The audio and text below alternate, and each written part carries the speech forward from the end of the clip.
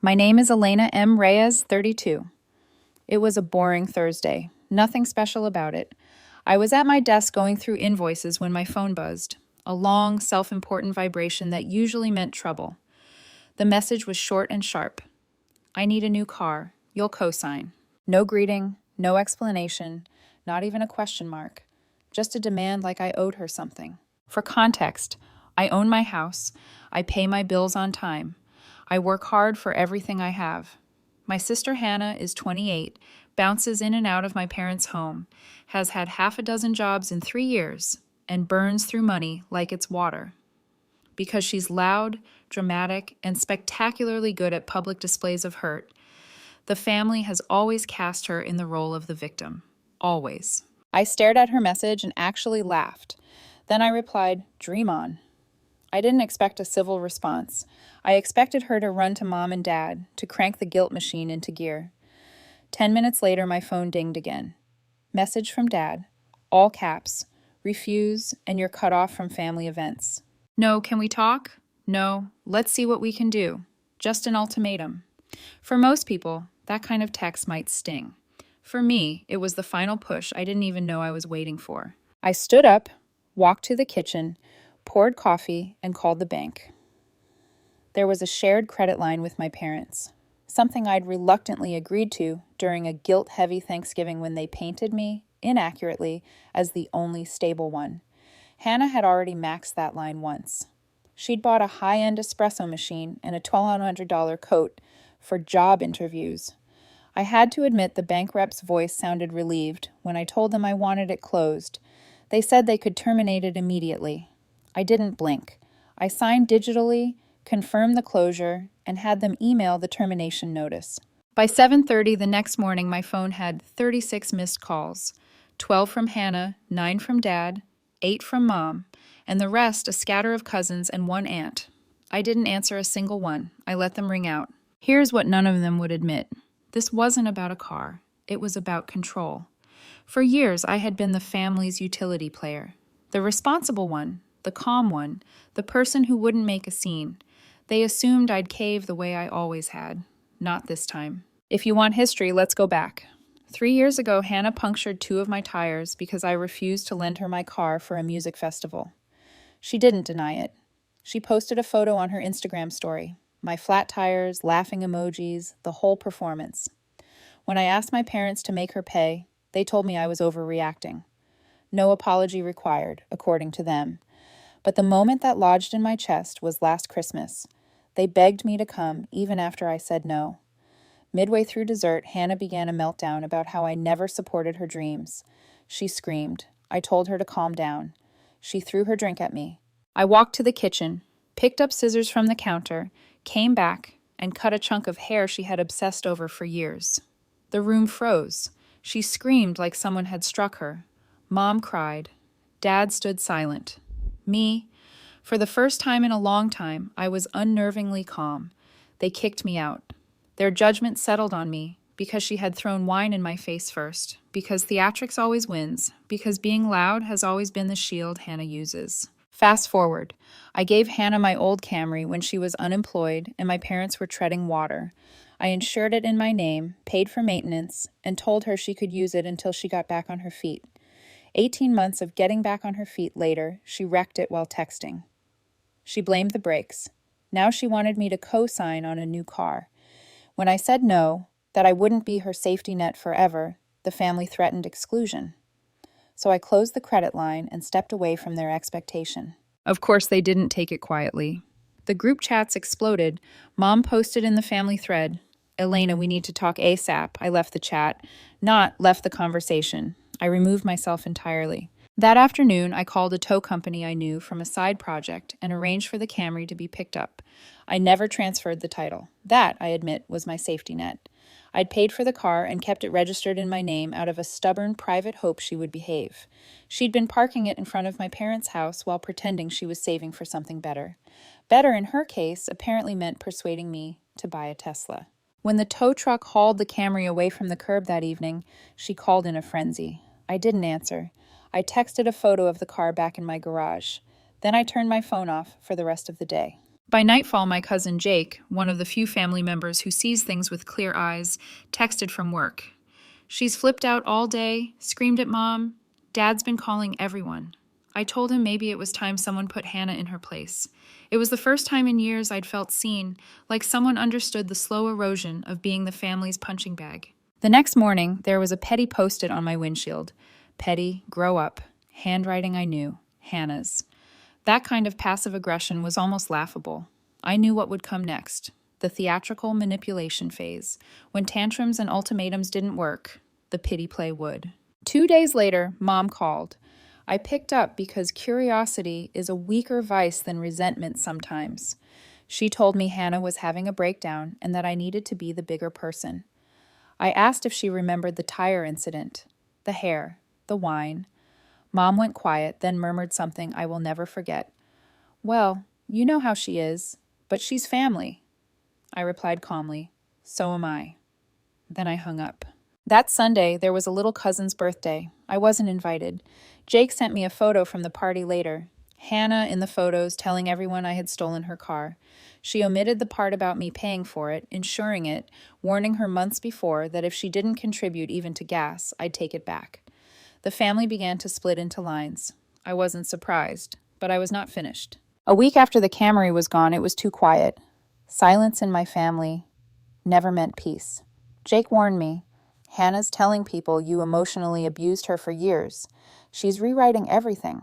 She was building a narrative meant to isolate me, to make me the villain, so she could remain the wounded child. I didn't panic. I prepared. I already had one small victory. The Camry was sold. Cash, no trace. I sent her a confirmation photo of the car being loaded onto a truck with a single line. Sold. Don't worry. You won't have to be embarrassed by my car anymore. No reply. That night, a throwback Instagram story of Hannah surfacing with the caption, "It always grows back stronger, just like me." The haircut had been a scar still tender to the family. To them, it was proof I had snapped. They never remembered the wine in my face. They loved a story where I was the aggressor because it fit their narrative. I slept poorly that night, but not out of fear, out of a strange, braced calm, the sense that I had put the first stone in a wall that would finally keep me safe. For a few days, the house was unnervingly quiet.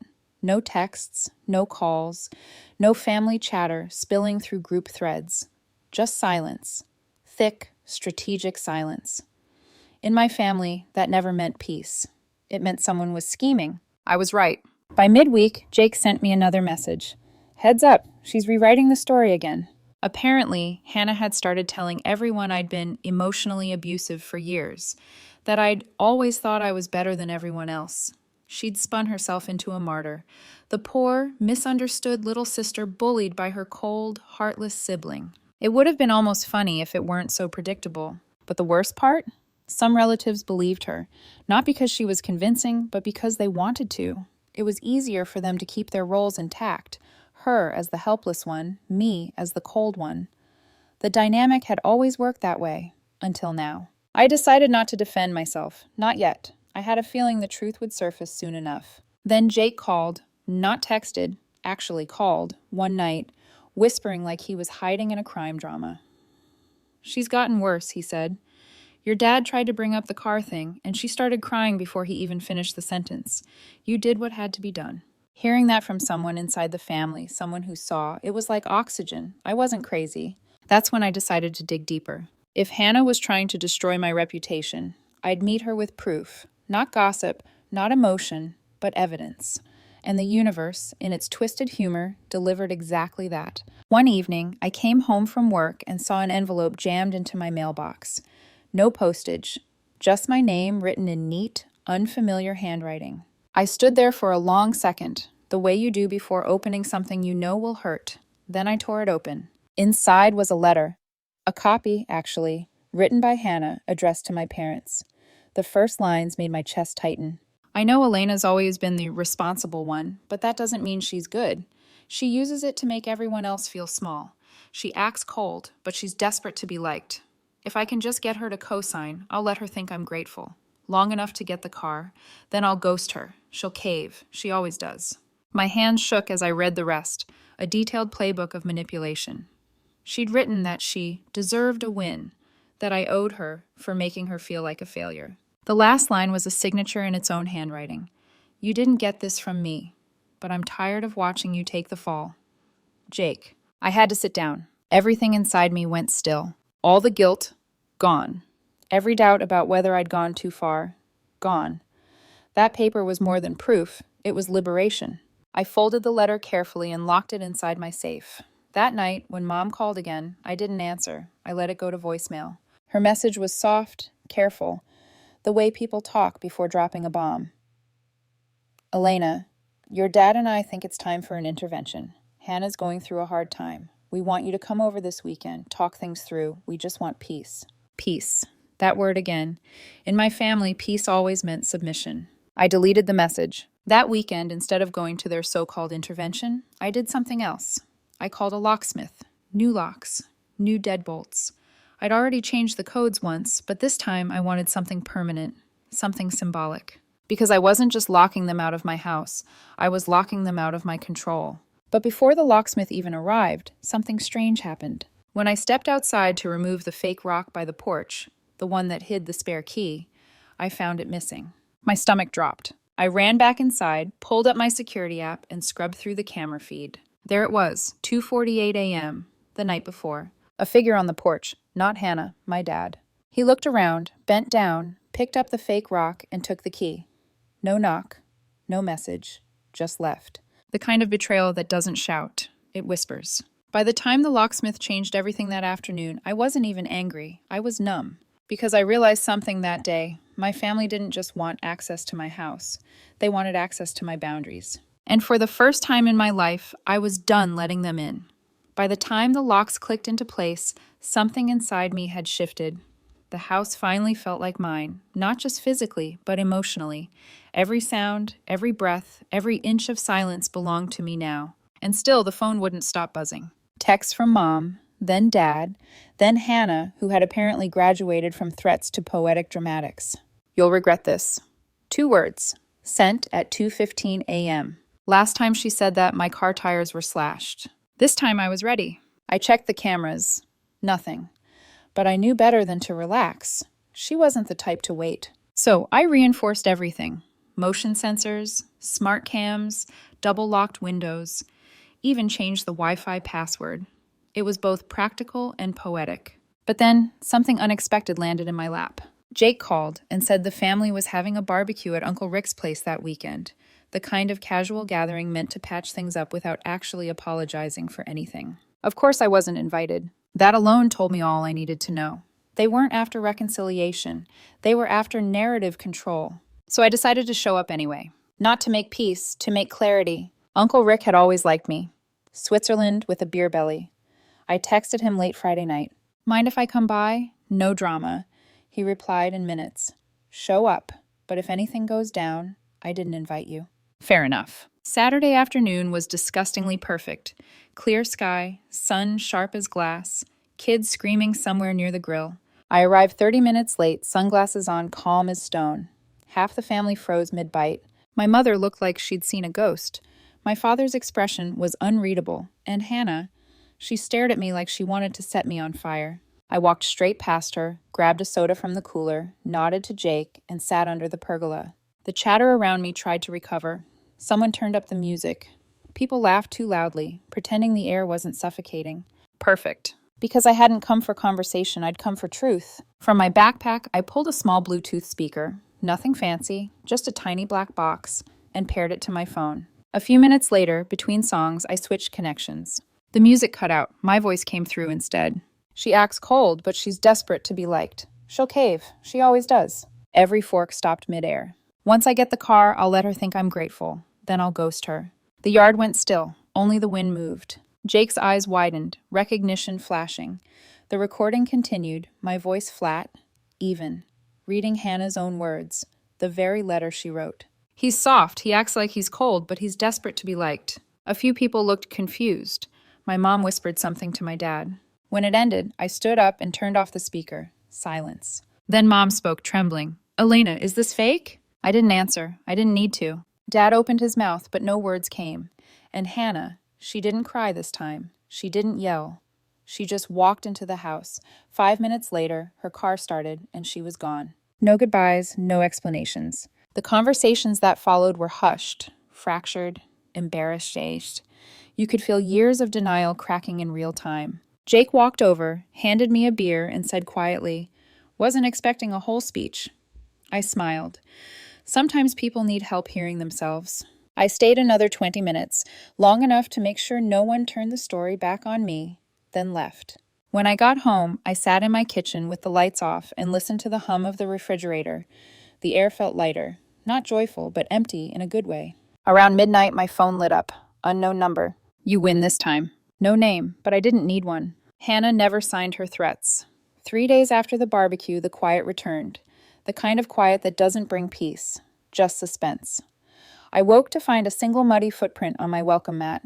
My neighborhood hadn't seen rain in a week. I opened the security app. There it was, 1:17 a.m. Someone walked up the steps, tried the handle, stood there for 2 full minutes, and left. They didn't knock. They didn't ring the bell. They just tried. The footage wasn't clear enough to see the face, but they carried something. A paper grocery bag, small and light, something folded inside. Clothes? Papers? Something to leave or something to take? I didn't know. 2 hours later, I got a text from Dad.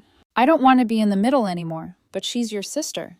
That was all. No explanation, no apology, just another emotional receipt stapled to a decades-long bill I'd already paid in full. I didn't reply. I just stared at the screen until it dimmed. That night I didn't sleep, not because I was scared, because I was done. Done with being the only reasonable one.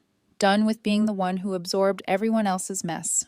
Done mistaking silence for love and guilt for loyalty. The next morning, I called the locksmith again. "Everything," I said. "Change everything. Front door, garage, back entrance, laundry room. Every lock that had ever been touched by anyone with my last name. I replaced the alarm code, the garage code, even the smart fobs linked to my parents' phones. The man doing the job looked at me with cautious curiosity. "Bad breakup?" he asked lightly. I smiled. "You could say that." By evening, the final bolt clicked shut. It was over. But endings never announce themselves cleanly in families like mine. They linger. They test your resolve. The following weekend, I sent one last message to the family group chat. The same one I'd left weeks ago, but rejoined only to send this. "Effective immediately. No one is to enter my property. If you have a key, it's now useless. This is not a discussion." I didn't add please, didn't add love you, didn't justify a single word. Jake replied within 60 seconds. "Finally." Uncle Dennis sent a thumbs up emoji, the first emoji I'd ever seen from him in my life. Mom and Dad didn't respond. Neither did Hannah. For the first time, I didn't care. Days bled into weeks. The house stayed quiet except for my own sounds. The kettle hissing in the morning, my footsteps on hardwood, the hum of a clean conscience. Then one message arrived out of nowhere, from Grandma. "I don't understand everything, but I trust you." I hadn't cried through any of it. Not through the betrayals, not through the threats. Not even when I'd cut Hannah's hair 3 Christmases ago and watched the family turn on me. But that text broke something soft inside me. Because for once, someone didn't ask me to be smaller. Months have passed now. No calls, no surprise visits, no cryptic late-night texts or guilt-laced voicemails. Just quiet. The good kind. I haven't blocked anyone. I didn't need to. Silence has its own language, and they've finally learned it. Jake told me Hannah tried to buy another car, this time on her own. She failed the credit check twice, then bought a beat-up hatchback with cash from one of her so-called wellness gigs. She named it Karma. He sent me a photo. I didn't laugh. I just deleted it. Because this isn't about winning anymore. For years, I thought keeping the peace meant keeping quiet. That saying no made me cruel. That boundaries were walls built by selfish people. But the truth? Boundaries are doors that only open for love that knows how to knock. I used to wake up to my phone buzzing. Messages from Mom, Hannah, Dad, the entire family orbiting around whatever crisis they'd created. Now I wake up to light spilling across my own floors, to the rhythm of a home that breathes peace instead of panic. I don't have to explain myself to anyone. I don't have to brace for accusations disguised as advice. I rebuilt my home the way I rebuilt myself, lock by lock, choice by choice. I used to think walking away from my family meant failure, that I was giving up on them. But I see now, I wasn't walking away from them. I was walking toward myself. People like to romanticize forgiveness, to make it sound like surrender. But forgiveness isn't pretending it didn't hurt. It's admitting it did and choosing to stop bleeding for people who never bring bandages. I still think about them sometimes. Not with hate, not even anger, just distance. I miss the idea of them. The version of my parents who might have protected me. The version of my sister who might have grown up instead of growing bitter. But those versions never existed outside my imagination. And that's the hardest truth of all. That sometimes the people we love most exist only in the stories we tell ourselves. Family isn't who shares your blood, it's who respects your boundaries, even when it's inconvenient. It's who shows up without needing to control you. It's who tells the truth, even when it hurts. Right now, that's Jake. That's Uncle Dennis. That's a few friends who dropped off frozen meals when they heard I was cutting ties and said, "We're proud of you." And maybe, just maybe, it's me too. I used to crave their approval. Now I crave peace. And peace, I've learned, doesn't beg to be understood. It just is. So here I am, 32, single, finally free of the noise I mistook for love. No dramatic closure, no cinematic ending. Just a quiet home, a steady heart, and the soft hum of a life that finally belongs to me. The locks are changed, the door is shut, and for the first time in years, I don't need anyone to let me in.